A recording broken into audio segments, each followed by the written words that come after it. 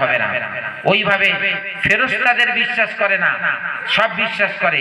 এই যে ধারাবাহিকভাবে 6টা জিনিস বিশ্বাস করতে হবে, তবে তার মধ্যে ঈমান পাওয়া যাবে। আর যার মধ্যে ঈমান পাওয়া যাবে সে হবে মুমিন। আর যে মুমিন পর্যায়ে ইবাদতের। আর দ্বিতীয় হলো ইবাদত। ইবাদত হযরতে জিবরাইল আলাইহিস সালাম হুজুরকে জিজ্ঞাসা করলেন, মাল ইসলাম, ইসলামটা কি? তো বলছেন ইসলামের সমষ্টি হলো 5টা কি 6টা জিনিসের মধ্যে।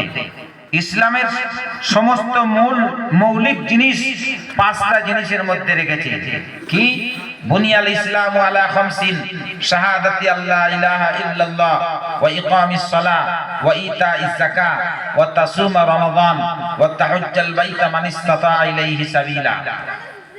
ইসলামের বুনিয়াদ, মৌলিক বুনিয়াদ 5টা জিনিসের প্রথম হলো লা ইলাহা